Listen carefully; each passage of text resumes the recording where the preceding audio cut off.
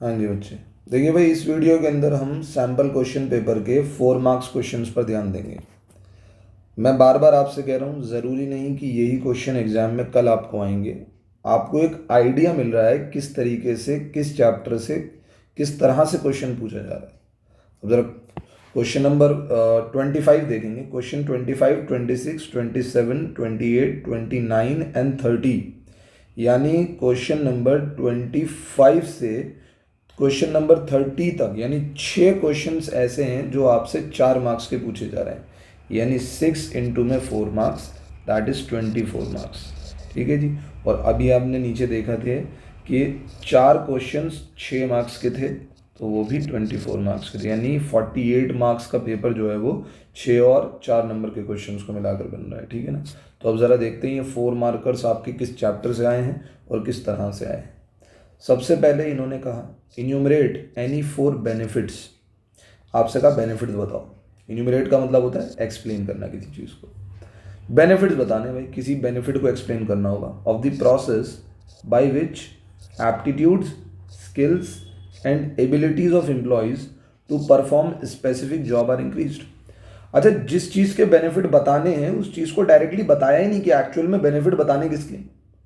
सवाल आपसे करा इस तरीके से गया कि एक प्रोसेस है, उसके बेनिफिट बताने, लेकिन उस प्रोसेस से होता क्या है, एप्टीट्यूड, स्किल्स और एबिलिटीज जो आपके एम्प्लॉयज की होती हैं किसी भी स्पेसिफिक जॉब को परफॉर्म करने के लिए, वो इंक्रीज हो जाती है। और ऐसा तो मुझे मालूम है कि ये तो सिर्फ ट्रेनिंग और डेवलपमेंट से ही हो सकता है। If we are giving proper type of training and development for our employee, it obviously enhances the aptitude, skills and abilities of the employees। तो यहाँ पर मुझे डायरेक्टली ये पता लगा कि ट्रेनिंग और डेवलपमेंट मुझे गिवन नहीं है, मुझको एक स्टेटमेंट गिवन है जिससे पता लग रहा है कि बात यहाँ ट्रेनिंग एंड डेवलपमेंट की हो रही है।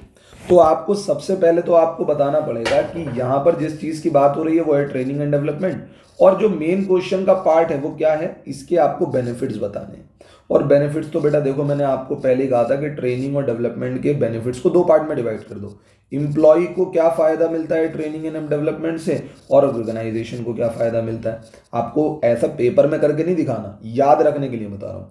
ऑर्गेनाइजेशन को फ़ायदा ये होता है कि ऑर्गेनाइजेशन में काम ज़्यादा इफेक्टिव और एफिशिएंट तरीके से होने लग जाता है। समझ में आई बात या नहीं आती। और अगर एक ट्रेंड एम्प्लॉय आपकी ऑर्गेनाइजेशन के अंदर काम करेगा तो आप ज़्यादा प्रॉफिट भी कमा सकते हैं, दैट इज़ हायर प्रॉफिट्स। ठीक है। एम्प्लॉय को क्या फ़ायदा होता है भाई, देखिए एम्प्लॉय की डेवलपमेंट हो जाती है, दूसरी चीज़ उसके करियर प्लानिंग हो जाती है, यानी बेटर करियर वो अपना बना सकता है। तो एम्प्लॉय को बहुत से फायदे हैं जो ट्रेनिंग और डेवलपमेंट की वजह से मिलते हैं। आपको 4 मेंशन करने, आपने 4 मेंशन कर दिए। मेरे हिसाब से मेरी ये बात क्लियर हो गई होगी। ठीक है ना।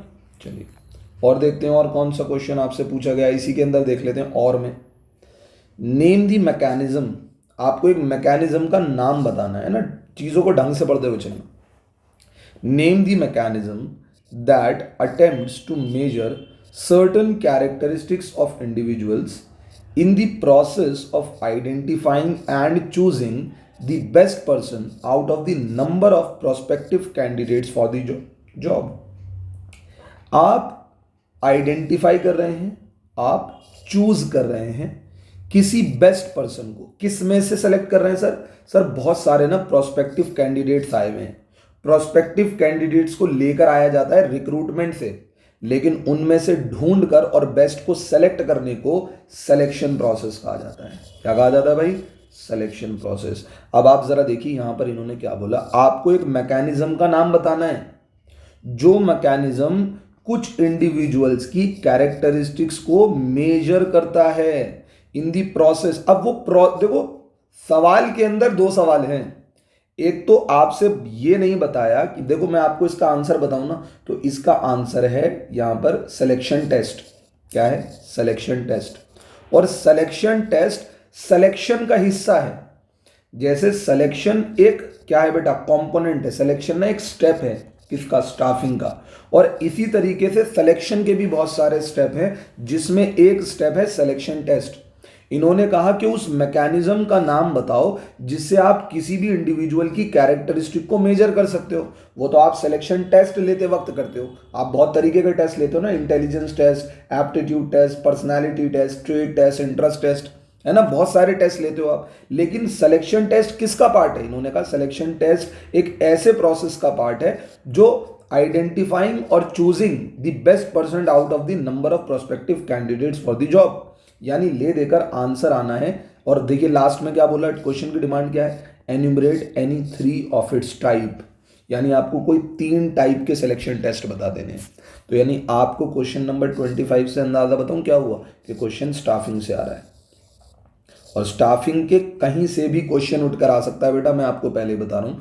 तो हर एक इंडिविजुअल पॉइंट को ध्यान से पढ़िए। रिक्रूटमेंट बहुत इंपॉर्टेंट है, और क्या नाम है आपका, एस्टिमेटिंग मैन पावर रिक्वायरमेंट एक बड़ा इंपॉर्टेंट है। समझ आई बात नहीं? सिलेक्शन को तो आपने देख ही लिया कि सिलेक्शन पर तो क्वेश्चन ही है, और फिर आपका ट्रेनिंग एंड डेवलपमेंट भी एक इंपॉर्टेंट पॉइंट है, ठीक है ना। तो आप इन चीज़ों को देख सकते हैं। चलिए क्वेश्चन नंबर 26 देखते हैं। क्वेश्चन नंबर 26 में आपको पता लगेगा कि ये क्वेश्चन कहाँ से है। देखो मैं डायरेक्ट बता देता हूँ, ये बैरियर्स ऑफ कम्युनिकेशन से। मैंने पहले ही बताया था बैरियर्स ऑफ कम्युनिकेशन बड़े इंपॉर्टेंट है भाई, और मैंने हर बैरियर ऑफ कम्युनिकेशन के बारे में आपको बहुत तरीके से लिखवाया है कि कौन सा बैरियर ऑफ कम्युनिकेशन की बात हो रही है, आप उसे पढ़ें। जरा यहाँ देखें, ये कहते हैं एनी 4 बैरियर्स बताइए कम्युनिकेशन के जो किससे कंसर्न होते हैं, problem of encoding and decoding. भाई सिमेंटिक बैरियर्स की बात हो रही है, और सिमेंटिक बैरियर्स के अंदर जितने भी पॉइंट्स हैं आपको यहाँ लिखने पड़ेंगे। सर कोई ऐसे 4 बैरियर्स के बारे में बात करनी है जो किससे रिलेटेड है, authority relationship, rules and regulation of the company, organisational barriers की बात हो रही है। ऑर्गेनाइजेशन के अंदर ही जो कुछ ऐसी दिक्कतें होती हैं जिसकी वजह से खुद बैरियर्स क्रिएट हो जाते हैं, ऑर्गेनाइजेशनल बैरियर्स के अंदर के पॉइंट लिखेंगे। यानी डायरेक्ट क्वेश्चन है एक तरीके से, मतलब थोड़ा सा ट्रिकी है, बाकी है डायरेक्ट। आपको बैरियर्स ऑफ कम्युनिकेशन पढ़ने, 4 नंबर का क्वेश्चन बैरियर ऑफ कम्युनिकेशन से। एक 4 नंबर का क्वेश्चन आपको स्टाफिंग से नजर आया, एक 4 नंबर का क्वेश्चन आपको बैरियर्स ऑफ कम्युनिकेशन यानी डायरेक्टिंग से नजर आया। अगले पॉइंट पर आ जाते हैं, question number 27। In Sarthak Steel, several initiatives have been taken to further improve the motivation level of employees. Employees के motivation level को बढ़ाने के लिए सार्थक स्टील ने कई initiatives लिए through designing jobs that include greater variety of work content। यानी इन्होंने क्या करा, कुछ ऐसी जॉब्स डिज़ाइन करी जिसमें कई वैरायटी का वर्क इन्वॉल्व हो। Providing certain stability about future income, उनको कहा कि भाई देखो फ्यूचर में तुम्हारी इनकम की स्टेबिलिटी रहेगी, काम भी तुम्हें मिलता रहेगा। Providing fringe benefits like housing, medical aid etcetera, यानी उनको कुछ एक्स्ट्रा बेनिफिट भी दिए, है ना, जैसे कि उनको घर रहने के लिए घर, मेडिकल फैसिलिटीज़ वगैरह। उनको कुछ शेयर्स भी अलॉट किए हैं भाई, यानी कई तरीके के इंसेंटिव्स प्रोवाइड किए जा रहे हैं। Incentives, identify and briefly explain the incentives being given by the organisation to the employees. ये मैंने आज दोपहर में भी आपको बताया था कि आपको क्वेश्चन आएगा भाई, क्वेश्चन आएगा किससे, financial and non financial incentive से। ठीक है जी, financial and non financial incentive से क्वेश्चन आएगा ही आएगा। और देखिए ये क्वेश्चन आ गया है, ठीक है, ये आपको पढ़ना ही पढ़ना है। ये पिछले एग्जाम के लिए भी बड़ा इंपॉर्टेंट था, इस एग्जाम में भी 4 मार्क्स में आपसे पूछा जा रहा है। अब आप कहेंगे सर कौन कौन से इंसेंटिव्स की बात हो रही है, देखो ना, सबसे पहले इन्होंने क्या करा, ये कह रहे हैं कि हम ऐसी जॉब्स डिज़ाइन करेंगे जिसमें वैरायटी ऑफ वर्क होगा, है ना। और मैं आपको बताऊं ये कौन सा इंसेंटिव है, ये एक तरीके का नॉन फाइनेंशियल इंसेंटिव है, और इसका नाम है जॉब एनरिचमेंट। जॉब एनरिचमेंट, समझ आई बात नहीं? आपको आइडेंटिफाई करना है, नाम आइडेंटिफाई कर लिया, अब उसको एक्सप्लेन करना है। मैंने एक्सप्लेनेशन लिखवा रखी है आपको आपके नोट्स में, और आपने अपने नोट्स किसी और के नोट्स पढ़ना है तो उसके नोट्स से देख लीजिएगा। इन्होंने कहा providing certain stability of future income and work, मतलब एम्प्लॉयज़ को डर रहता है ना कि यार हमारी जॉब वगैरह ना चली जाए, समझ में आई बात या नहीं आती? तो ये एक तरीके की क्या है, ये भी एक नॉन फाइनेंशियल इंसेंटिव है, और वो है जॉब सिक्योरिटी। ठीक है, और देखिए और क्या है आगे, ये कह रहे हैं आपको कई तरीके के फ्रिंज बेनिफिट्स दे रहे हैं, हाउसिंग, मेडिकल एड एटसेट्रा। ये क्या है, परक्यूसिट, ये फाइनेंशियल इंसेंटिव एक तरीके का। भले से पैसे नहीं मिल रहे, लेकिन जो चीज़ें पैसों से खरीदी जा सकती हैं वो आपको फ्री में मिल रही हैं, तो इसीलिए ये फाइनेंशियल इंसेंटिव, और इस इंसेंटिव का नाम है परक्यूसिट्स। यानी जब आपको आपकी वेजेस काइंड में मिलने लग जाती हैं, कैश में नहीं मिलती, किसी दूसरे फायदे के रूप में मिलने लग जाती हैं। समझ आई बात या नहीं आती? और देखिए और क्या है, अलॉटमेंट ऑफ शेयर्स, कंपनी में आपको, मतलब आपको कंपनी में मालिक बनाया जा रहा है, इसी को कहते हैं को पार्टनरशिप। ठीक है ना, ये भी एक तरीके का फाइनेंशियल इंसेंटिव है। सर फाइनेंशियल क्यों है ये? क्योंकि अगर कोई दूसरा बंदा खरीदता तो पैसे देकर शेयर खरीदता। ये दोनों चीज़ें ऐसी हैं जिनको पैसे के मोल में नहीं रखा जाता, इनको ये दो चीज़ें ऐसी हैं जिनको पैसों से तोला जा सकता है। तो ये नॉन फाइनेंशियल में आते हैं और ये फाइनेंशियल में। और फिर मैं आपसे कहूँगा, यहाँ तो 4 थे, और भी हो सकते हैं। आप लोग please financial incentive and non financial incentive के पॉइंट को पढ़ लीजिए ताकि आपको याद रहे। चलिए अगले क्वेश्चन पर आते हैं। मतलब ये पॉइंट, यानी आप देखिए क्वेश्चन नंबर जो 26 है ये डायरेक्टिंग का है, और ये जो क्वेश्चन नंबर 27 है ये भी डायरेक्टिंग का ही है। ठीक है ना, ये कम्युनिकेशन के पार्ट से आया है और ये मोटिवेशन के पार्ट से आया है। अब क्वेश्चन 28 पर आ जाइए। State any 4 factors affecting the financial decision. यार सीधे सीधे से आज ही करवाए मैंने आपको, फाइनेंशियल डिसीजन के फैक्टर्स, कैपिटल स्ट्रक्चर के फैक्टर्स, है ना। तो ये तो भाई देखो डायरेक्ट क्वेश्चन है, 4 नंबर का फाइनेंशियल मैनेजमेंट से आप खुद से कर सकते हैं। ठीक है, क्वेश्चन 29 इधर आ जाइए। क्वेश्चन 29 ये किससे रिलेटेड है? ये क्वेश्चन भी आज मैंने आपको कराया। क्रिश लिमिटेड एक बिजनेस में मैन्युफैक्चरिंग कर रहे हैं, वो एक्सपोर्ट मैन्युफैक्चर करते हैं और कारपेट्स को एक्सपोर्ट करते हैं। And other home decor products, यानी इनका काम मैन्युफैक्चरिंग का है और एक्सपोर्टिंग का है। अदर होम डेकोर प्रोडक्ट, इनके पास ऑलरेडी 70 लाख रुपए की शेयर कैपिटल है, 70 लाख की शेयर कैपिटल, और हर एक शेयर की फेस वैल्यू 100 रुपये। कंपनी एक मेजर एक्सपेंशन करना जा रही है अपने प्रोडक्शन का, जिसके लिए कंपनी को 50 लाख रुपए की और ज़रूरत है। देखो कंपनी के पास शेयर कैपिटल है 70 लाख रुपए का ऑलरेडी, और कंपनी को 50 लाख रुपए की और कैपिटल की ज़रूरत है। तो फाइनेंस मैनेजर जो है ना कंपनी का, मिस्टर प्रभाकर, उसने कंपनी को रिकमेंड किया कि वो जो ये फंड है ना, ये सेम रेस कर सकते हैं 7% डिवेंचर इशू करके। यानी आप 7% डिवेंचर इशू कर ये 50 लाख रुपए क्या नाम है रेस कर सकते हो। यानी कंपनी का कैपिटल कितना हो जाएगा? 1 करोड़ 20 लाख रुपए का हो जाएगा भाई, 1 करोड़ 20 लाख रुपए का हो जाएगा। ठीक है ना, जिसमें शेयर कैपिटल 70 लाख की, 7% डिवेंचर 50 लाख के। Given that earning per share of the company after expansion is 35 and tax rate is 30%, did mister Prabhakar give justified recommendation. ये कहते हैं कि बाद में जाकर क्या हुआ कि कंपनी ने जो ना अर्निंग पर शेयर जो है कंपनी का आफ्टर एक्सपेंशन कितना हो गया? 35 रुपीज़ हो गया, और टैक्स रेट जो है वो 30% है। क्या मिस्टर प्रभाकर ने क्या कंपनी को एक जस्टिफाइड रिकमेंडेशन दिया है या नहीं दिया है? ये आपसे सवाल पूछा गया। अब आपको ऐसा लग रहा होगा यार ये क्वेश्चन तो साला क्या है, ये क्वेश्चन ना थियोरी प्रैक्टिकल करने वाला है, और यहाँ पर ये कह रहा है अपनी वर्किंग भी दिखाओ। अब मैं आपको एक बात बताऊँ ना, तो ये क्वेश्चन के अंदर एक दिक्कत है।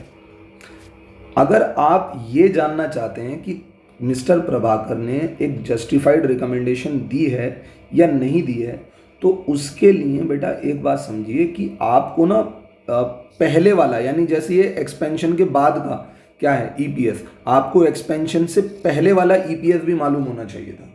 क्योंकि अगर ईपीएस बड़ा होता, मतलब जैसे अर्निंग पर शेयर अगर कंपैरेटिवली बढ़ गया होता, अर्निंग पर शेयर का मतलब समझते हैं आप, अर्निंग पर शेयर अगर आपका इंप्रूव हो गया होता, यानी हर शेयर पर आप कितना कमा रहे हैं, अगर वो अर्निंग बढ़ गई होती तो आप कहते हैं हाँ इनकी रिकमेंडेशन सही है, और अगर अर्निंग पर शेयर नहीं बढ़ी होती तो आप कहते हैं नहीं इनकी रिकमेंडेशन गलत है। समझ में आती है बात या नहीं आती? तो इस क्वेश्चन में दिक्कत ये है कि इसमें सॉल्यूशन निकालने के लिए कुछ है नहीं। अब मुझे एक बात बताओ, अगर आप सॉल्यूशन ईपीएस निकालना चाहते हो तो पहले आपको ये पता करना पड़ेगा कि मेरा ईबीआईटी कितना है, फिर ईबीआईटी के बाद आप इंटरेस्ट माइनस करोगे। चलो सर इंटरेस्ट तो माइनस कर लेंगे, 50 लाख का 7%, ठीक है जी। फिर उसके बाद टैक्स भी माइनस कर लेंगे 40%, फिर नंबर ऑफ शेयर से डिवाइड भी कर देंगे। लेकिन ये ईबीआईटी कैसे निकालूं मैं? इसको निकालने के लिए तो डिटेल ही नहीं है ना, क्वेश्चन में बताया ही नहीं कि मैंने कितना प्रॉफिट कमाया अपने कैपिटल एम्प्लॉयड पे। समझ आई बात नहीं? और तो और ना मुझे रिटर्न ऑन इन्वेस्टमेंट बताई। अगर आज की क्लास आपने दोपहर वाली अटेंड करी होगी तो यही सेम क्वेश्चन मैंने आपको सुभाष दे की बुक से कराया था। तो मैं आप लोगों से कहूंगा कि सुभाष दे की बुक से आप एक केस स्टडी है वो केस स्टडी कर देंगे, वो पूरी कंप्लीट केस स्टडी है। समझ आई बात नहीं? क्वेश्चन में ईबीआईटी निकालने की डिटेल नहीं है, और तो और ना आपको पुराना वाला ईपीएस दे रखा जिससे मैं इसे कंपेयर कर सकूं। समझ आई बात नहीं? तो क्वेश्चन इन्होंने बनाना तो चाहा था प्रैक्टिकल, लेकिन वो बना नहीं प्रैक्टिकल। अब इसी वजह से जो सीबीएसई की जो क्या नाम है मार्किंग स्कीम है ना, उन्होंने भी क्या करा, फिर वो भी परेशान हो गए, तो उन्होंने मार्किंग स्कीम में इस क्वेश्चन को क्या बना दिया, हाँ जी, इस क्वेश्चन को बना दिया थियोरेटिकल क्वेश्चन बना दिया। अब जरा देखो थियोरेटिकल क्वेश्चन क्या होगा भाई। यहाँ पर ये कहते हैं क्या मिस्टर प्रभाकर की जो रिकमेंडेशन है वो सही है क्या? अब मुझे बस इतना बताओ, मिस्टर प्रभाकर ने जो रिकमेंडेशन दी है वो डेट को लेकर दी है, तो आपको 4 ऐसे पॉइंट लिखने होंगे जो डेट को फेवर करते हो। डेट को फेवर करते हैं कंट्रोल कंसिडरेशन, डेट को फेवर करता है टैक्स रेट, ठीक है जी, और डेट को और कौन फेवर करता है, डेट को फेवर करता है हमारा रिटर्न ऑन इन्वेस्टमेंट, लेकिन वो ज़्यादा होना चाहिए, है ना, जो चीज़ें स्पेसिफिकली डेट को फेवर करती हैं। हाँ, स्ट्रॉन्ग कैश फ्लो पोजीशन, अगर आपकी कैश फ्लो पोजीशन स्ट्रॉन्ग है तो, ठीक है जी। और कौन सी चीज़ें जो डेट को सपोर्ट करती हैं, डेट को सपोर्ट करती है डेट की कॉस्ट, ठीक है ना। तो ये 4 चीजें हैं जो डेट को सपोर्ट करती हैं। तो आपको डायरेक्टली अब यही लिखना पड़ेगा, क्योंकि इस क्वेश्चन में कुछ प्रैक्टिकली सॉल्व हो नहीं सकता। बस अब मुझे लास्ट में जाकर बस यही बताना है कि आप मिस्टर प्रभाकर की जो रिकमेंडेशन है वो सही है या गलत है। तो अब वो तो भाई मैं बस ऐसी चीज़ों से बता सकता हूँ जो फैक्टर्स डेट को फेवर करते हैं, ठीक है ना। तो आपको वही फैक्टर के बारे में बात करनी है और 4 फैक्टर्स आप बता देंगे यहाँ पर, ठीक है ना। लेकिन अगर क्वेश्चन सॉल्व हो सकता है तो आप उसे सॉल्व करेंगे। और मैं फिर आपसे कहूँगा सुभाष दे की बुक्स में आप जाकर देख सकते हैं, क्वेश्चन बिल्कुल प्रैक्टिकली सॉल्व होने वाला है, आप उसे सॉल्व करके देख लीजिए, आपको अंदाज़ा हो जाएगा, ठीक है ना। चलो भाई, मयंक ने एक परचेज किया है एक pack of chocolate of a renowned brand for his daughter from a shop in the near by market. एक कोई फेमस ब्रांड की चॉकलेट उसने अपने डॉटर के लिए परचेज करी। After consuming the chocolate his daughter fail सिक। भाई चॉकलेट कंज्यूम करने के बाद डॉटर जो है वो बीमार पड़ गई। उसने केस फाइल कर दिया डिस्ट्रिक्ट फॉरम में अगेंस्ट द रिनाउंड ब्रांड। उनने भाई डिस्ट्रिक्ट फॉरम में चला गया, वो केस हार गया because of the mistake that he could not provide proof of purchase. उसके पास प्रूफ ऑफ परचेज नहीं था।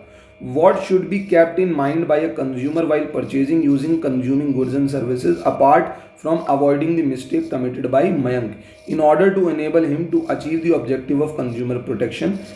Enumerate any 4 point। भाई ले देकर बात कुछ नहीं है। वो भाई साहब ने चॉकलेट परचेज करी, चॉकलेट परचेज करने के बाद उनकी बेटी ने कंज्यूम करी, बेटी बीमार पड़ गई, कंज्यूमर कोर्ट में जाकर केस किया, लेकिन वो केस हार गए क्योंकि उनके पास कोई प्रूफ ही नहीं था कि उन्होंने वो चॉकलेट एक्चुअल में परचेज की भी है या नहीं करी। तो ले देकर ये आपको ये सवाल पूछना है कि कंज्यूमर की, अगर कंज्यूमर के पास कुछ राइट्स होते हैं तो कंज्यूमर के पास कुछ रिस्पॉन्सिबिलिटीज भी होती हैं। जैसे कि अगर आपने कोई सामान परचेज किया तो उसका बिल अपने पास रखो प्रूफ के लिए कि हाँ जी आप बाद में जाकर उस कंपनी के अगेंस्ट केस कर सको। तो ले देकर इन्होंने एक बात पूछी कि कंज्यूमर की और कौन कौन सी रिस्पॉन्सिबिलिटीज होती हैं। तो मैंने आप लोगों को कंज्यूमर की रिस्पॉन्सिबिलिटीज लिखवा रखी है, आपको कंज्यूमर की रिस्पॉन्सिबिलिटीज लिखनी है।